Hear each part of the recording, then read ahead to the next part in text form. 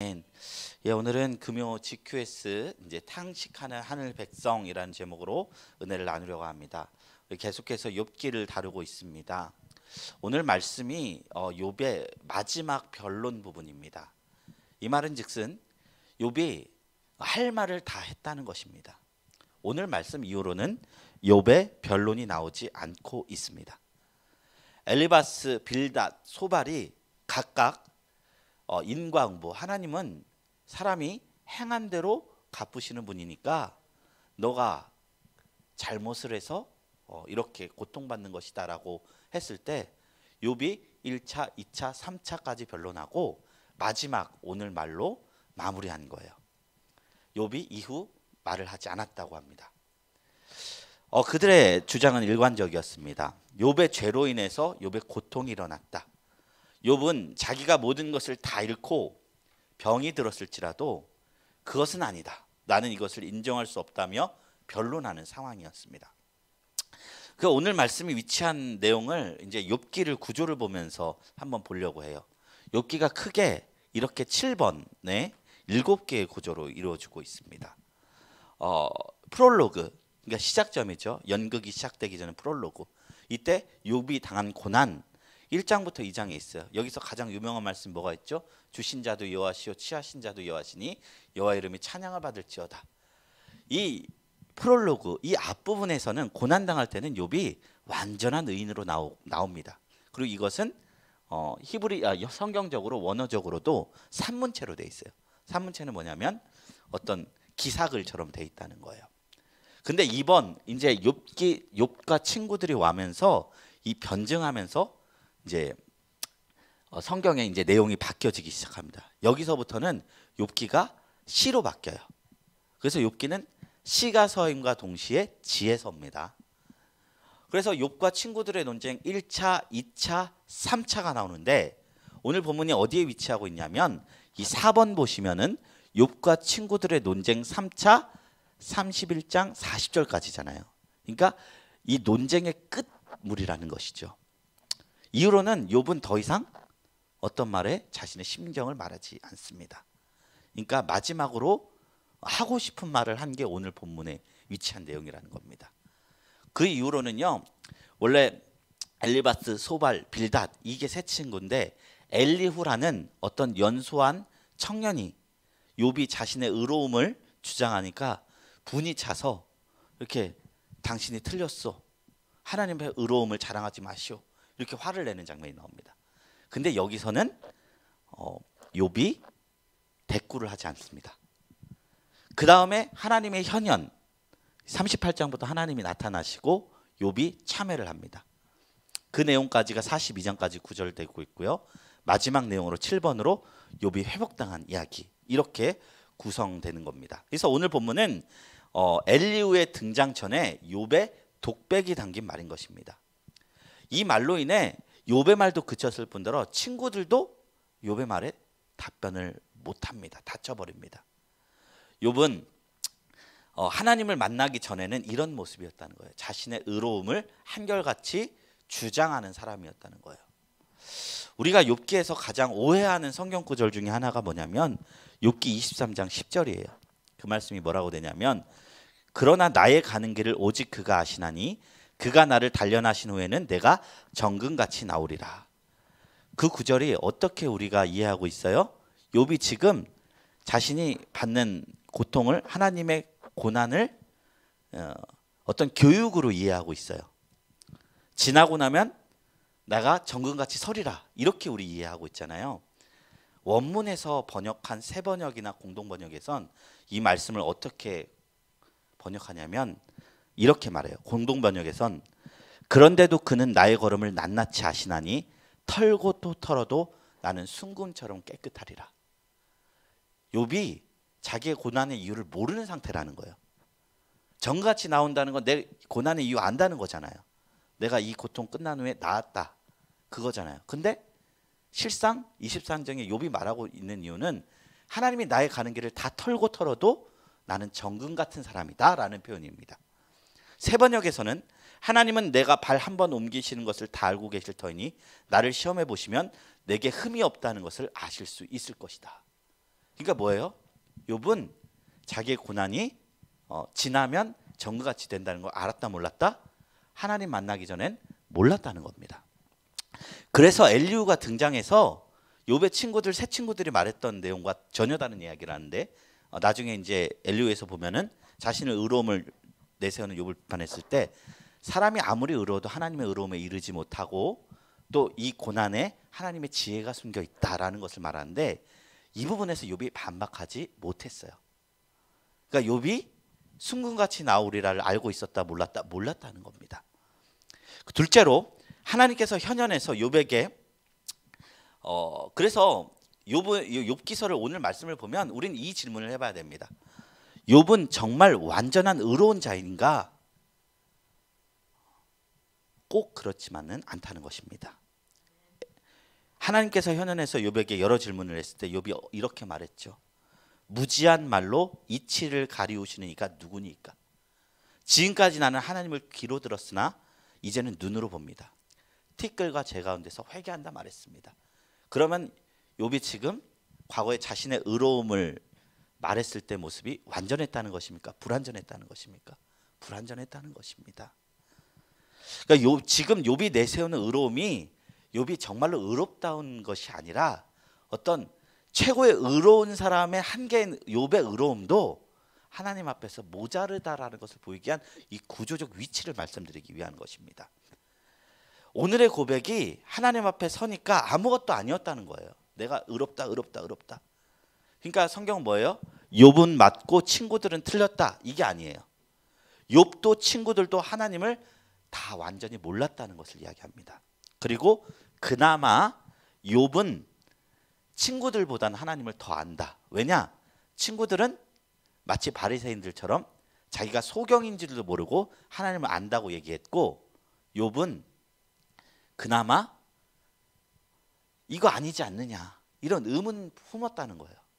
하나님을 모른다라는 것을 말했다는 거예요. 그 측면에서 하나님이 욥을 더 옳게 보신 것입니다.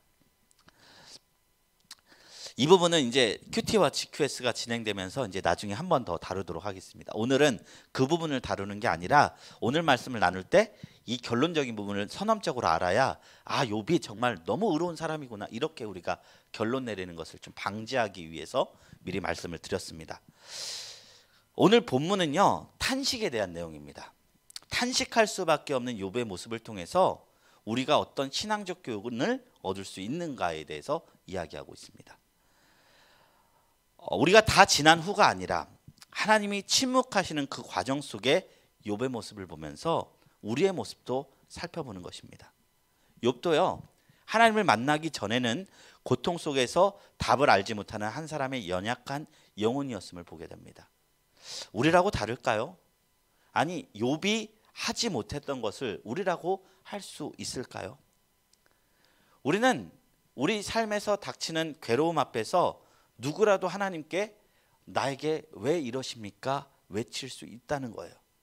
욥처럼 모든 것을 다 잃지 않고 그냥 건강 하나 잃어도 재산 하나 잃어도 우리는 하나님 앞에 탄식할 수 있는 존재라는 걸 말하는 것입니다. 그러나 성경이 이 욥의 모습을 우리에게 이야기하는 것은 하나님께서는 탄식이나 그 하나님 앞에 울부짖는 그 기도를 허황된 마음을 죄로 여기시지도 않고 망령되이 여기지 않고 기도로 들으신다는 분이라는 사실입니다. 시편에서 가장 많은 분량을 차지하는 시가 탄식시입니다. 여호와여 내 삶이 왜 그러십니까? 이런 내용이 시편의 3분의 1입니다. 다윗이 지었던 초반부 이제 시편 1부의 시들 대부분이 탄식시입니다. 우리 찬양에도 왜 나만 겪는 고난이냐고 이게 어떻게 찬양이 될 수 있냐 싶은데 제가 성경을 읽어보니까 이게 찬양이더라고요. 하나님 앞에 탄식하는 것이 가장 많더라고요. 시편에도. 하나님의 백성에게 이 탄식하는 상황은 낯선 경험이 아닙니다. 자주 있을 수 있는 것입니다. 믿음 없음이 아니라는 사실인 겁니다. 자기 잘못으로 받는 별이라면 회개로 반응해야 마땅하지만 내가 보기에 그렇게 잘못한 게 없는데도 견디기 힘든 고통을 겪는다면 우리는 탄식할 수밖에 없다는 것입니다. 욥도 그랬습니다.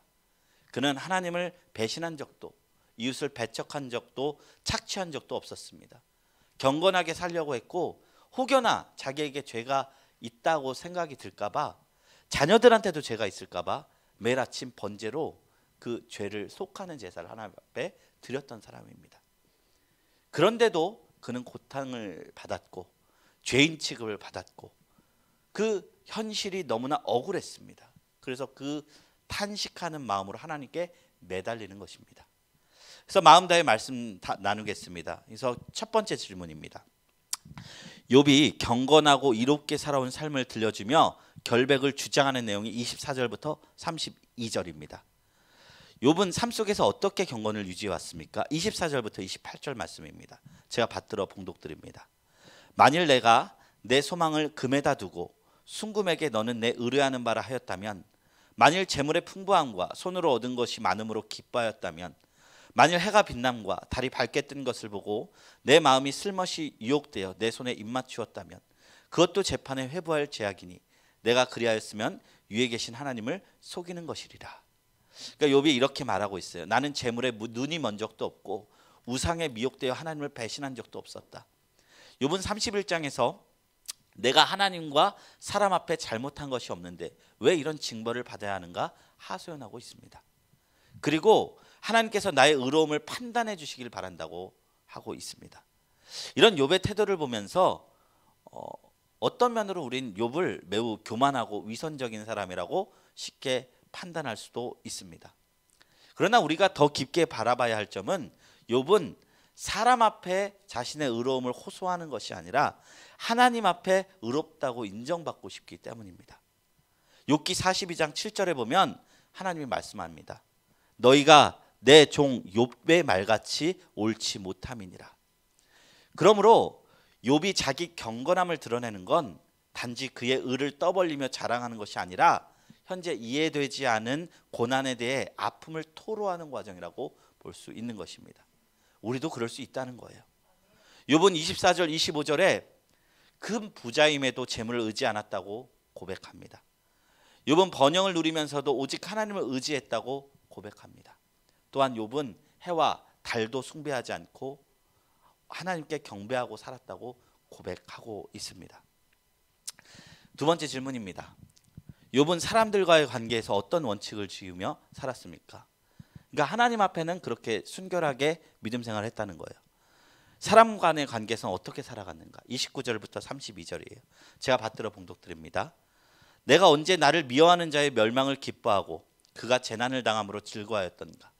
실상은 나는 그가 죽기를 구하는 말로 그의 생명을 저주하여 내 입이 범죄하게 하지 아니하였노라. 내 쟁막 사람들은 주인의 고기에 배부르지 않은 자가 어디 있느냐 하지 아니하였는가? 실상은 나그네가 거리에서 자지 아니하도록 나는 행인에게 내 문을 열어 주었노라. 욥이 원수 사랑을 한 겁니다. 자신을 저주하는 자 원수에게도 입으로 죄짓지 않고 대적하는 자를 저주하지 않고 자기 집안 종들을 잘 돌보았고 나그네까지 환대했음을 고백합니다. 이게 허세가 아니라 하나님 앞에 진실되게 토로하는 겁니다. 욥은 하나님 관계에서만 경건생활을 유지한 게 아니라 사회에서 다른 사람과의 관계에서도 언약 백성다운 경건한 삶을 살았습니다. 심지어 그는 자기를 대적하는 원수가 벌을 받을지라도 함부로 이 일을 기뻐하지 않았습니다. 욥은 사적 복수심에 불타서 원수가 넘어지고 망하기를 바라지 않았습니다. 나그네도 환대했습니다. 이 경건한 삶을 살았다는 것입니다. 그렇다면 우린 질문해 볼 수 있어요. 욥은 재물과 우상의 마음을 주지 않고 하나님을 섬겼어요. 하나님을 사랑했어요. 이웃을 사랑하고 돌보았습니다. 그러니 욥에 대한 고난은 죄에 대한 징벌일 수가 없다라는 것입니다. 까닭 모를 고난, 이해할 수 없는 고통을 우리도 삶을 살아가면서 겪곤 합니다. 그때 심정이 어땠을까요? 억울함이 앞서지 않았을까요? 그러나 우리는 모두 고백할 수 있는 건 그 시기를 어떻게든 지났다는 것입니다. 물론 앞에도 더 있을 수 있습니다. 누가 그러더라고요. 삶이 2년 남았다면 1년은 고난일 것이라고. 저는 아직 30대니까 더 많겠죠. 더 길겠죠. 그러나 앞으로 갈 길은 둘째치고더라도 걸어온 길 중에서 이 애매한 고난을 뚫고 나온 경험이 우리 모두에겐 있습니다. 분명히 지난 뒤에 아름다운 열매를 맺었을 줄로 믿습니다. 이게 두 번째 질문이에요. 두 번째 챕터에서 욥은 하나님 앞에서 재판을 받고 싶어하는 내용을 33절부터 40절에 이야기하고 있어요. 욥이 건강한 시절에 두려움 없이 집 밖으로 당당히 나갈 수 있었던 이유가 33절 34절에 나와 있습니다. 우리 받들어 봉독드립니다. 내가 언제 다른 사람처럼 내 악행을 숨긴 일이 있거나 나의 죄악을 나의 품에 감추었으며 내가 언제 큰 무리와 여러 종족의 수모가 두려워서 대문 밖으로 나가지 못하고 잠잠하였던가. 그러니까 그 악 앞에 죄 앞에 본인이 당당했기 때문에 타인의 비난을 두려워하지 않고 살았다는 거예요. 욥이 건강했던 시절. 그러니까 위선자가 아니었다는 것이죠. 그러니까 근데 욥의 말이 이런 뜻입니다. 그러니까 나는 아무 죄도 짓지 않았다라는 의미가 아니라요. 위선자가 아니라는 겁니다. 한 번도 죄를 짓지 않았다고 억지 부르는 것이 아닙니다. 오히려 그 죄를 숨기지 않고 살았다.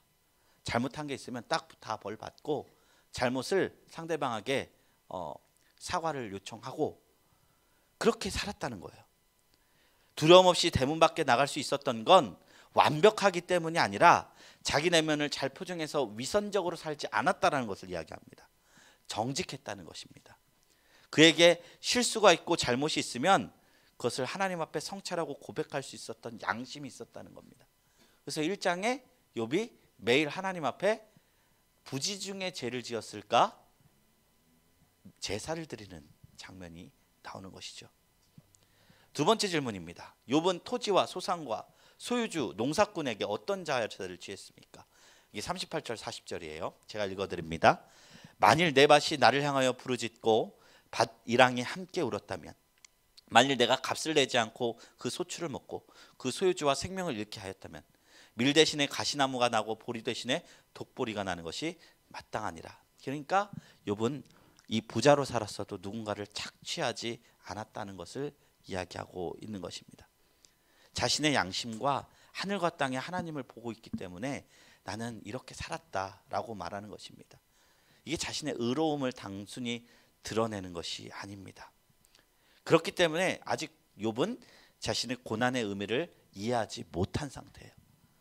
내가 정금같이 나오리라 23장의 고백은 이해됐을 때만 나오는 고백입니다. 그 고백은.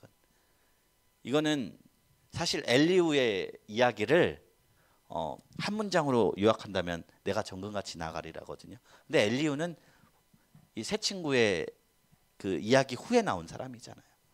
욥은 아직 정돈이 안 됐기 때문에 오늘 말씀처럼 내가 의롭다 하잖아요. 지금도 그것처럼 나도 순금같이 깨끗하다 그렇게 주장하는 게 해석하는 것이 옳아요.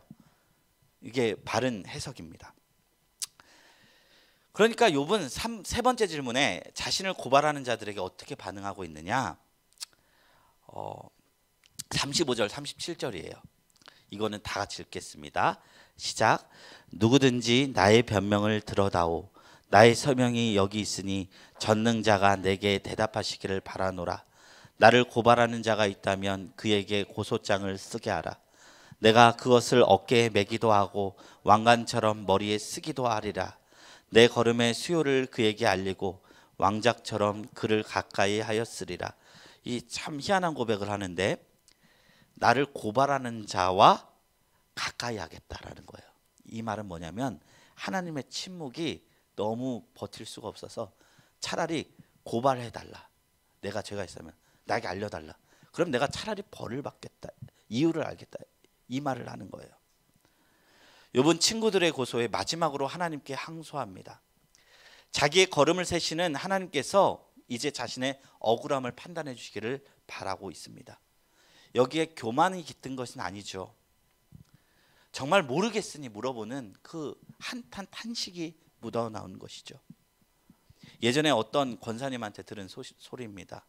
우리끼리밖에 없으니까 저희 어머니입니다. 그 얘기를 하더라고요. 남편이 너무 말이 없어서 싸우면 혼자 말할 때가 있대요. 처음엔 자기가 이기는 것 같아요. 남편은 가만히 있고 나는 할 말 다 하니까. 그런데 보면 나중에 혼자 나는 열내고 있고 남편은 벽창호처럼 가만히 있는 거예요. 그럼 어떻게 되죠? 나 지금 혼자 뭐 하고 있는 거지? 이 생각이 나더라는 겁니다. 위로를 바라는 게 아니라 차라리 같이 열내면서 싸우면 서로 생각이라도 알지. 바뀌는 거 없이 그냥 가만히 있으니까 혼자 열내다가 끝나니까 너무 힘드신 겁니다. 권사님, 저희 삶을 나누어서 죄송합니다. 욥이 이런 마음이라는 거예요. 차라리 고발장을 나에게 주었다면, 재판을 해서 싸우면 난 그 사람을 왕족같이 내 옆에 두겠다. 이 말을 하는 겁니다. 판결을 해달라, 법정이라도 세워달라, 그러면 기뻐하겠다는 겁니다. 욥은 친구들의 도전에 하나님으로부터 선악간에 판단받고 싶어 합니다.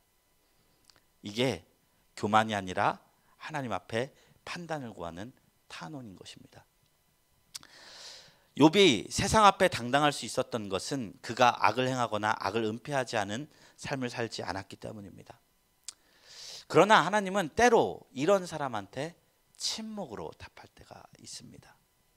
이 탄원 앞에 너무나 답답하겠지만 욥이 이 삶이 너무나 완벽해 보임에도 불구하고 우리의 신앙의 본질이 그게 아니라는 거예요. 그런 건 율법적인 측면입니다. 하나님을 진정으로 왕으로 모시고 믿음으로 사는 삶은 이것 한 단계 위에 있다는 겁니다. 단순히 교회 봉사를 열심히 하고 하나님의 말씀을 모든 예배를 다 참석하고 기도생활 열심히 하고 헌금 열심히 하고 그런 것 되게 중요하지만 기본적으로 이런 하나님을 귀로 듣는 신앙 말고 맞대어서 경험할 수 있는 신앙이 되기 위해선 이 고통의 과정이 때로는 정말 필요하다는 겁니다. 천국은 어떤 곳이라고 했죠? 하나님 나라 어떤 곳에 본다고 했죠? 그것도 있지만 심령이 가난한 자, 애통하는 자, 그들이 하나님의 나라를 볼 것이라고 주님께서 팔복되 선언하셨습니다. 반드시 이 고난이 이유 없는 고난을 통해서 우리는 무엇을 깨달을 수 있느냐? 내가 알 수 있는 것이 하나도 없다라는 것을 깨닫게 됩니다. 잠언 같은 신앙, 무엇을 하면 무엇을 얻고 무엇을 하면 무엇을 얻고가 아니라 전도서, 인간이 많은 책을 읽어도 그것은 피곤하고 결국에는 하나님을 경외하는 것이 지혜의 근본이구나 라는 신앙으로 넘어가고 더 나아가서 그것조차 그 헛됨도 모르고 우리는 하나님의 일부분도 알 수 없다, 철저히 겸손하고 겸허하게 나갈 수밖에 없다까지 가는 것이 이 고난의 과정을 통해서 이루어진다는 것입니다. 그러므로 우리는 이 고난 앞에 있을 때 하나님이 우리를 심판한다, 우리를 벌준다 라고 생각하는 것이 아니라 그 하나님의 그 크고 넓으신 지혜를 내가 다 알 수 없구나, 그 시간이 하나님께 나에게 허락하셨구나, 감당하지 못하는 시험은 하나님 주지 않는다고 했는데 이 이해되지 않은 것조차 하나님께서 나에게 허락하신 것은 이것을 뚫고 내가 하나님을 더 깊게 알 수 있는 그 계기를 주신 거구나 라고 생각해 주셨으면 좋겠습니다. 그러나 그럼에도 불구하고 이해가 안 되고 고통스러울 수 있지만 우리가 신앙생활을 하면서 늘 깨닫게 되는 한 가지 사실은 하나님은 사랑이라는 사실입니다. 그 하나님 앞에서 우리는 반드시 정금같이 서게 될 줄로 믿습니다. 하나님 앞에 탄식함으로써 하나님을 더 깊게 알고 또한 내가 하나님을 모른다는 사실을 깊게 깨닫는 저희 모두가 되길 주님의 이름으로 축원합니다. 우리 시간 말씀을 생각하면서 기도하겠습니다. 다 같이 기도합니다. 하나님, 우리가 대림절을 맞이해서 주님의 다시 오심을 기다리고 묵상하는 삶을 살고 있습니다. 하나님 다시 오신다고 약속하시고 정말 긴 기간 침묵하시고 오지 않으셨습니다만 그럼에도 불구하고 우리를 붙들어 주시고 우리에게 주신 약속을 믿음으로 우리는 주님의 다시 오심을 기다립니다. 우리의 삶에도 고난과 고통의 끝이 있음을 주님께서 약속해 주셨습니다만 아직 주님 우리는 그것을 기다리고 있는 상황입니다. 이 기다림의 시간을 주님이 원하시는 뜻대로 기다리게 하시고 더욱더 하나님의 사람으로 빚어질 수 있도록 축복하여 주시옵소서. 나의 결심과 힘으로 되지 않습니다. 성령께서 우리의 마음을 주장하여 주시고 하나님의 마음이 무엇인지 깨닫게 하여 주시옵소서. 우리 다 같이 이것을 위해서 주님께 기도드리시고 우리의 모든 기도 제목을 하나님께 올려드리면서 나가도록 하겠습니다.